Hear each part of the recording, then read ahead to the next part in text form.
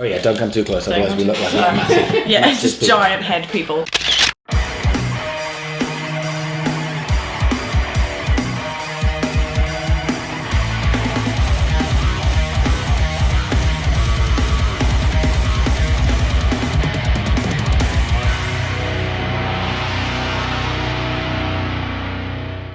Hey monkeys, how you doing? Damian Keys here, and welcome to the hashtag Ask Damo show number 41. Oh, sick. Had this planned out. With me as always is Melissa. Hello. Sporting a new do. A new year, new me. New do, in new March. you. Love it. It's fantastic. Brilliant. So we have some questions. We don't have any stuff, but I have just done this just because I thought, fuck it, why not? Prove to me that you sub to both my YouTube and my Instagram, and you'll get a chance to win a free studio day. I've actually only just seen that. That's pretty cool. Yeah, I just now. Because of the Facebook stuff, I want more people on my YouTube, want more people on my Instagram. So therefore, playing the game, but boof, there you go. Be creative with how you show me how you sub to both my YouTube and my Instagram. I'll stick you in a pot. I'm going to pick a winner, and someone is going to get a free day in the studio for free. For free. For free, right?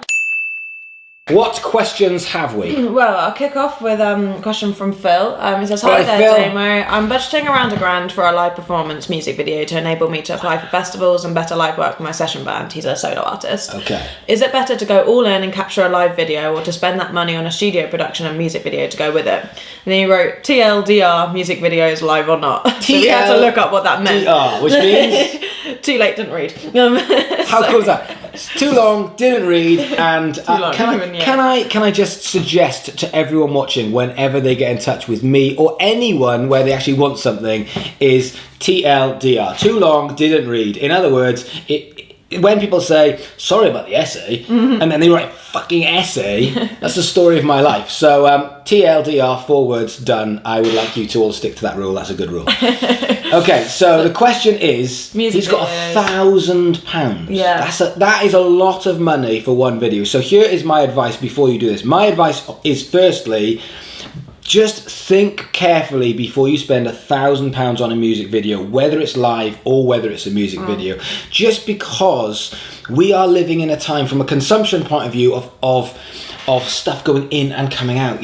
So people will watch it and go, "No, that's nice." So £1,000 is a lot, and if it's going to get you that reach, if it's going to really look after your audience, if it's going to start building your audience, great. But will it do that? Will it be an ego thing that you're really, really proud of? And can you do it for cheaper? Well, the answer to that is absolutely, most certainly, you can do it for cheaper. And there are a lot of very, very creative people. So if you look at this show setup, for example, we're just in a corner of one of the rooms in the office. We've set it up, we've stuck some stuff on the wall to try and make it look as cool as possible. And the camera we've got is a Sony AX, in case you are a geek. But we've got a couple of cameras, but you can buy like a Canon. What is it, Sarah? D60, S60, F60, something 60. It's a Canon. It's a Canon. Don't care. Don't really care. But you can buy a Canon camera for hundreds of pounds now, as opposed to thousands of pounds of what it used to be. And with a couple of lights, so we've just got a couple of lights going at the moment. Really, really cheap setup. And so what that means is you don't have to do that. But what it means is there are a lot of people that will do that because they are doing a photography course or a videography course and are looking to do this. And obviously they don't have that huge experience, but what they will have is that energy and creativity that you will get. So and £1,000 is a lot. I know 4 or 5 really, really good videographers in Brighton, like really, really good ones, who have had videos put out, on Scuzz and a few other channels, who wouldn't be charging that. So I think at the moment, firstly, be careful, unless that £1,000 is going to go into the everything, is going to go into the venue, the promotion of if you need to get people there, the wardrobe of what you're going to wear, makeup art, everything in the whole package. And the other day, I won't mention any names, but I saw a video shoot for £2,500. it was not £2,500 Yeah. and stuff. It's just we live in a different time, and you've also got to be aware as well that people will watch it and it's gone. They're not going to watch it 100 times. We are living in a different time, so it depends where you are at with your career, and if you are Coldplay or Bruno Mars, then A, you've got the money, but B, it is going to live on your YouTube and people are going to be coming back and it's going to be promoted on TV shows and all that kind of stuff. If you are not at that level and you are more of a kind of underground unsigned artist, then what are you going to do with that? What are you going to do with your video? And if you are going to put together an amazing live show of one of your live gigs so that you can approach live agents, for example, you still don't need £1,000. I don't think so. So he's saying here, would it be better to go and spend that money on studio production and a music video to go with it? Do you think that would be a better sort of venture with that money? For me, I mean, for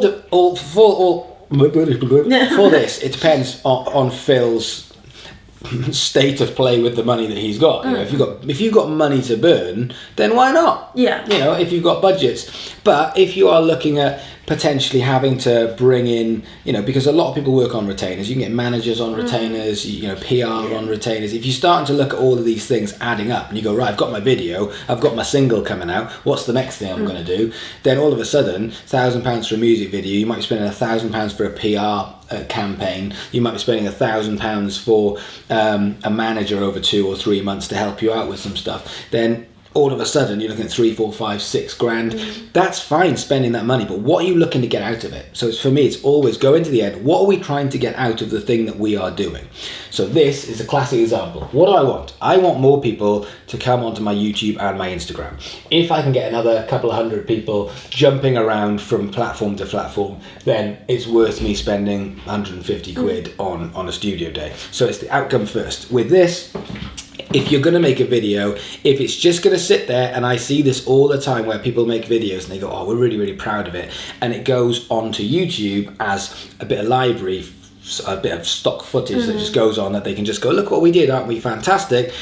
Then it's not enough. You need to do those things, but you don't need to do them for £1,000 a pop, because what happens in a month's time when you do your next one? Because people are consuming this stuff faster and faster and faster, and there's things I've forgotten about. Absolutely, so unless you are planning on spending £1,000 a pop for the next one and the next one and the next one and the next one, then where's the momentum going to come from? One thing that doesn't happen in this industry is you don't put a video out and then someone just goes, that's it, fantastic, Bruno Mars level. It's a slow burn nowadays, and it needs a lot of momentum, and everything, the social media, how much you're performing, the videos that you're doing, the content you're putting out, the way you're engaging, building with your audience. Now that we know Facebook's not helping us so much, are you going to have money for boosting? Because if you're on Facebook and you want to actually market on Facebook, it's going to cost you money, stat period. That's just the way that it is.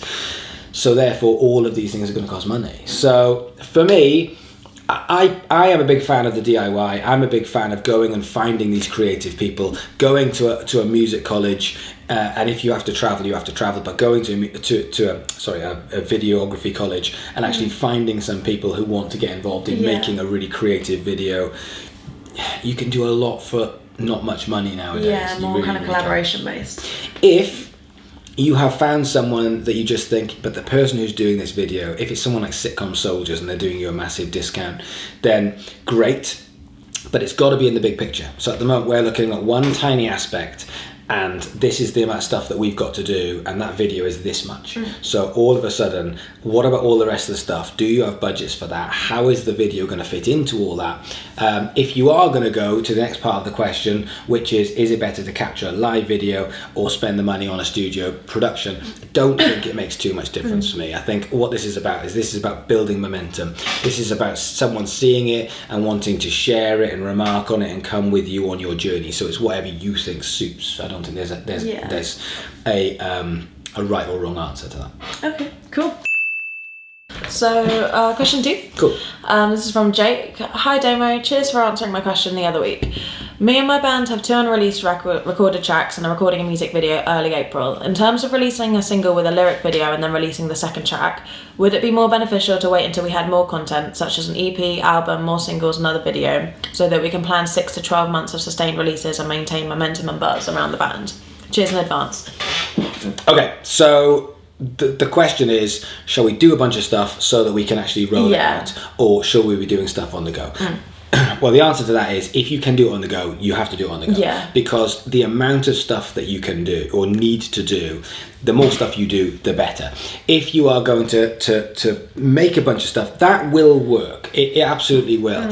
But you will find you'll run out really quickly. Yeah. Whenever I'm away for a few days, I'm like, right, we need a bunch of stuff. And I start having to make content. And it's not easy. Yeah. It really is not easy. The amount of time that it takes to even think up the content ideas, to then sit with people and say, this is what I want to do, and then we've got to video it, then it's got to be edited, then it's got to be broken down, and then it's got to be uploaded. Every single one of those is a process in itself. And if I say, right, I need 3 or 4 videos, for me personally, doing 3 or 4 videos before I go somewhere, it's 3 days, 4 days. That's it, maximum. So it doesn't take a lot before you run out very, very quickly. What I am a fan of is these pillars, is doing something like this show that you can say, that's what we do each week, so that we know that I don't have to concentrate. Doing something which you can fit into your routine. For me, it's a show where people send in questions, and then we sit down, we answer the questions, it gets chopped, and then chopped up into mini questions is fine. If it's a live gig, a Facebook live gig, I know Sean, who watches the show, I know Sean does a live gig every Sunday on his Facebook, which is wicked. And so in doing something like that, you know what you're going to be, you know where you're going to be at that time, you know what you're going to need to actually prepare if you're going to do 2 songs or 3 songs or write a song or whatever it is. That pillar system means you can fit it into your week a lot easier. And if you get to the end of the week and go, I couldn't fit it all in, then it's really simple. You just change it. You just say, I've got too much. I'm trying to do too much, and you just get to a rhythm that you can do. You don't need crazy tons of complicated content for social media. What you need is you need to be taking people on a journey. That's pretty much it. And you need a mixture between really, really good quality content, the odd video here and there, and stuff which is just you. Yeah. So we're Facebook living this, and some people might just go, I'll jump on that live. Some people might see it later. Some people might watch 2 minutes. Some people might not. But this Facebook live bit, completely free. Yeah. Like free, simple, and it's a way that people can keep in touch. They can see it. They can be part of the reach of Facebook. You're playing Facebook's games. Everything about that is really, really simple. Yeah. I'm not going, right, we need £1,000 budget so that we can actually go and get amps in and people in and crazy video cameras. This is doing what we normally do with a pillar system. We've just added in Facebook Live. And so I think we don't need crazy content. What we just need is creativity. And I think that is a big part of this. You know, when it comes to Instagram, I'm not amazing on Instagram. I'm not very arty, and I very much, like most of the people, I'm not consistent with it. I am consistent with YouTube. I am consistent with Facebook, or I have been up to this point. And so I find that easy to do because I fit it into my routine. And straight after this, I've got a bunch of meetings. So it's not feasible for me to just go, I'll just make content all day. I have to have certain slots, and therefore I also need the preparation time to be in there as well. Yeah. So it's time to get organised really with your social media. It's too easy to leave a gap of a week. And the biggest question I get on all of my Facebook is, can you have a look at my social media and tell you what you think? Because now everyone sees me as the social media music guy. So people go, can check out my social media and tell you what you think. It's the same answer every single time. I look at it and I just go, there's huge gaps. Yeah. And when there aren't gaps, it's just you trying to sell stuff. You're saying, here's my EP, here's my album, here's my single, here's a live gig. Come and do this, me. Yeah. And then they go missing for like 2 weeks, and I'm like, what happened in that 2 weeks? Yeah. What were you doing? The answer is, you were doing plenty. You just didn't talk to people. And so you've got to think of it as a two-way relationship, and that's what people aren't doing.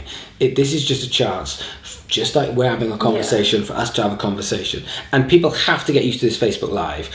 And even when I said it, when I said it, you were like, Yeah. It's not an option not to anymore. And I'm the same. I'm like, can I do something else instead? No, you've got to do Facebook Live. Sometimes you just got to pick up the phone, stick it in your grill, put Facebook Live on, knowing that only 1 or 2 people might pay attention. Doesn't make any difference, because you're doing it to get better at Facebook Live, to tell people that it's a thing. And once you've done 30 or 40 or 50 Facebook Lives, people will go, oh, right, gotcha. That's your thing. That's what you've got to do.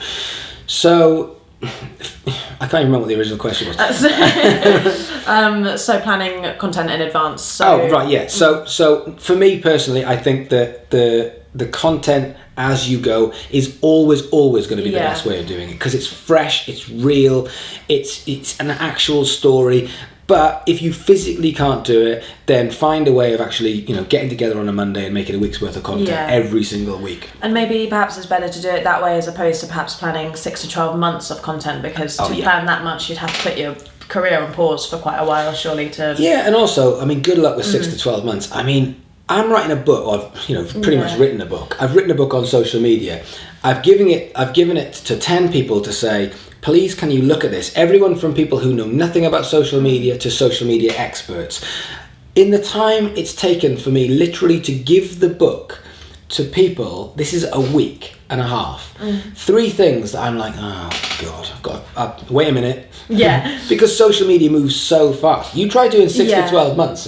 Who knows if we're even going to be on Facebook in 12 months time? We've got no idea. So, you can't do that. And you do stuff in like the here and now. Yeah, and you can't just say, but we'll make content and then we'll fit it into whatever it is. It's very difficult. When you make content, we're doing Facebook Live because at the moment Facebook wants us to do Facebook Live. So we're going to do shit tons of Facebook Live. When it comes to YouTube, you can get away with long form content, but you can't on Instagram, you can't on Snapchat, you can't really on LinkedIn. People aren't prepared to take that time to spend it in that sphere. So you can't spend 6 to 12 months planning and making content only then to get to the end of it and go, oh, and the band will have changed, and the music will have changed, and you will have changed, and your drummer will have left. All of those things that will happen. So, Facebook, social media is more about the social stuff as well as the content. So it's got to be an ongoing thing. And if you find that you can't fit it all in, you're trying to do too much, or you're expecting too much out of it. Yeah. So in which case, if you are trying to make some absolutely incredible video every single week and you can't fit it in, change what you think you need to put out. A really good picture, a blog which could take you half an hour to write. There's lots of things that you can do which don't take that much time. You've got to find out what works for you. Okay, cool. Cool. So, question 3. This is from Charlie. Hi Damo, do you think it's worth putting out a Facebook ad to try and gain votes for a competition? With festivals doing their yearly competitions to open up one of the stages, we're obviously spamming all our mates getting them to vote for us, but I'm thinking about putting out an advert for it. Thoughts? It's a really good question, because festivals do that. And in fact, everyone does it. Everyone does things like this. They just go, oh, we need more people. How do we do it? We'll do an offer, or we'll actually say we'll get your audience to come and like this. So that's the game. That's the way it works. But I can understand the question, because the question is basically saying, are we going to look a bit cheesy if we're actually advertising, trying to get people to like? And the answer to that is yes. So you got to be careful how you do it. But you absolutely can do this. So for me, a big part of this is in what you're offering, because the offer is very, very important. So if you just put something out saying, vote for us to go and play a festival, I think you can do that to your audience. I think if there was an opportunity for me to go and talk at South by Southwest, I feel like I bring enough value to my audience, people who've liked my Facebook page. I think I brought enough value for me to put out an advert to my audience to say, guys, I need your help. Just need your help, And the reason for that is because I know that if I put something out there, when I used to get 2,000 to 5,000 people who'd see it out of my audience, now I'm getting 200 to 500. Like, tiny. And it's frustrating, but I've got to find ways of playing the game, which means I'm starting to think about, well, which posts am I going to boost? Which are the ones that I am going to try and get out there to my audience? What's the important ones? And for me, the important ones aren't the ones for me. The important ones are the ones for the audience, the ones they're going to get the most amount of value out of, because if they do, they're more likely to want to help me and come on my journey. But every so often, if there was a chance for me to go and be a speaker at South by Southwest and I needed some kind of votes, I think I've done enough to say to my audience, guys, this is what I've done. I need your help. I need your help to get onto this South by Southwest, because that is legitimate. That is a way to boost it to people, which is what Facebook wants. It wants you to pay to get to your audience, and if you've got 1,000 people that potentially will vote for you but haven't seen it, then that's okay for you to say, guys, I need your help. You know, we're a band, we've been doing this a while, you like our page, we have a bit of a journey together, please help us. That's fine. It's when you advertise outside of that then it becomes a bit cheesy, because people are like, oh, I don't understand what I'm getting out of this. And so with that, then it's about the offer. So, for example, if you ran it as a video or a competition where you actually, where you maybe had imagine you had a video and you actually told a little story in that minute of you guys talking and saying, this is the journey so far. We're a band from this area, this sort of music. We've got the opportunity to play in this place. We are so excited. Part of it is we need people to vote, but we are going to pay for 2 people for tickets to the festival if we get on it. And they can come with us and they can spend the day with us. And, you know, something like that. All of a sudden, then it's like, oh, that's really nice. Brings value to it. Does. It brings value. Your audience. So, I mean, that's just one way off the top of my head. But the answer to your question of should you advertise it? Yeah. Because it's not so much should you, it's how do you. How you do it. That's the key. Because should you? Yeah, because Facebook's telling you at the moment, if you want to get your message out there, whatever the message is, you have to pay for it. So it's not cheesy advertising, it's just that's what Facebook says. Get the message out there. So it's not should you, it's how are you going to get the message to people. If you want to get the message outside of your audience, then you've got to find a way that isn't cheesy. But would I do that? Yeah. I would, because if there's a way I can actually get to do it, but I would be smart with it. Also, things like I'd be tapping into things like Brighton. I'd be tapping into things that people would want to be a part of it. Like, for example, you know, local guy gets to go to America to do a talk at South by Southwest. All the people in Brighton are like, oh my god, go Brighton, that's fantastic. The people from South by Southwest won't care because it's in Brighton. So I would be looking at the angles of who I'm advertising it to, not just random people that would actually go, that is cool. I want to get people excited by it. But the right people, getting the right demographic, the right people who are actually going to say, that's brilliant, that is. I want to be a part. I want to see you do well at that. That's what I would do. But as for advertising, everyone watching needs to know Facebook isn't changing for a while. If you want to play in Facebook's house from here on in, advertising is the way it wants you to go. It's pushing it, and therefore it's giving you a couple of little treats, and it's saying, look, if you make content which is unbelievable, then it will get shared more. But even when you're making really, really good content, the net is closed down. It's a lot harder. It's really hard. If you do Facebook Live, like we are doing behind the camera right now, if you do that, well, you will get more brownie points as an extra bonus. And on top of that, if you are prepared to sit and distribute your stuff in Facebook groups for hours and hours, not that it takes hours, but you know, if you're prepared to do the research and find them and actually and communicate with these people, then you'll get extra brownie points. Other than that, what it says is hard work. Other than that, pay is what it says. Pay to play. So we have one last question, and this is from Tony. What 3 tactics should we be prioritising for our band's social media? It feels like there's so much to do. We would rather cut the bullshit. Best question, and this is the question that we need to promote on the Facebook. This is the one, because this is really, really important. 3 things that you can do, and you're right, the reason why this is tough is because there's so much to do. And all of the questions that we get is, what do I start with? What should we do? What kind of content? So this is good. Cut the bullshit. 3 tactics, and I'm going to tell you 3 tactics that you can do that will really, really cut the bullshit. Number 1, polling. Polling is not used. I don't see bands use it, and it's really, really cool. And you can poll people on pretty much any social media platform, and people are constantly wondering, what does the audience want? What will the audience do if? It's like, well, ask. They don't ask the audience. So ask your audience, and it's so easy to poll your audience.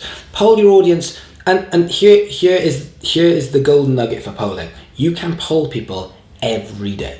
5 times a day. People won't mind because they like to have their opinions valued. More so than just someone saying, buy my album. But if you say, look, guys, looking to do some merch, I'm going to buy some hoodies or some t-shirts, what would you prefer? everyone's going to go, I get my opinion. Bang. They're not going to go, oh, another poll. They just go, oh, my opinion. Bang. I love my opinion. Everyone should love my opinion. Bang. Off it goes. Polls are an absolutely brilliant way of actually communicating with your audience and getting the information back. What better way to learn what to do for your audience than just asking your audience in the first place? That's a good way of involving people. Yeah, so a lot of these questions, you know, people come to me for it, and I'm like, well, your audience is a better you know, a better way of finding out the answers. And you can poll on Snapchat, you can poll on Instagram, you can poll on anything. You can you know, you can even poll on YouTube nowadays. Really? Yeah, these little polls keep popping up when on the videos and stuff. So so polling is the first tactic. Second tactic, Facebook Live and Instagram Live, whether you like it or not. That is, if you can do one thing every single day, and that is a little Facebook Live, which key bit brings people value. That's the key bit. Not just going, I'm using it because I have to do it. But finding a way, whether it's singing a song, whether it's giving some news, whether it's you know, showing where you are in a bit of a vlog style, that crossed with Instagram stories, because that is kind of the, you know, a very modern day way of vlogging your day in 10-second slots, so you can tell a story of your day over a period of 12 hours or 18 hours with, you know, very small videos. But for me, Facebook Live, Instagram Live is absolutely the second thing. And the third thing, so we've got polls, we've got Facebook Live. I would think the third thing is going to be going back a step for a lot of musicians, and going back to collecting emails and actually building up a database of emails that you can mailing list that you can actually start to utilize. But not with newsletters, because newsletters, a mate of mine, Chris Nairn, is really into this, and I learned loads about him because he does this stuff a lot. And newsletters, just cheesy, no one cares, nobody wants to open up a newsletter. But if you look at a lot of the big marketers, what they do is they'll just send you an email. They'll send it to everyone, but it looks like an email. Just an email that they've just written, and it goes poof. And so therefore, it's just like reading an email. And when you're in email mode and it comes through and it just opens up, and it's got like a paragraph, and it's something that brings you value, it's a great way, again, of communicating, of getting your message out there without it looking cheesy and overly marketed. So 3 tactics that I would do right now, I'd be looking at polling, because bands aren't asking the audience what they want, therefore they're stabbing in the dark and finding out. And going back to the first question about which video is best, you know, I'd ask the audience. You know, I'd ask the audience. So polling, Facebook Live, Instagram Live, that is the big one. That's the thing. You just got to be on it, and if you don't like it, you just got to do it. You just got to get used to it. I think it's the kind of thing that you could get used to. Definitely. It will be, because it wasn't that long ago that, you know, phones just were phones, and then it was like, no, you can talk to people on Skype, and you can do all these futuristic things on your phone. And at first, people were like, I'm not sure about these things. I don't like that. You know. Email to your phone, like, it's like, well, who doesn't have email to the phone? In a few years' time, the idea of Facebook Live for most people, it'll just be a thing that just happens. We just do it every single day. We're just used to it. So those are my three tactics. Okay, awesome. And that is all our questions. Hooray! Right. If you've got some merch for our wall, send it in. The address is below. If you've got a question, #AskDamo. Otherwise, like, subscribe, the usual stuff. Get involved in this. Get some free studio day. Get involved. That's what you got to do. 2 buttons. Send it in to me in a creative way, and we'll get there. Otherwise, this has gone to Facebook Live. Thanks very much to the Facebook Live viewers, and we'll see you again next week.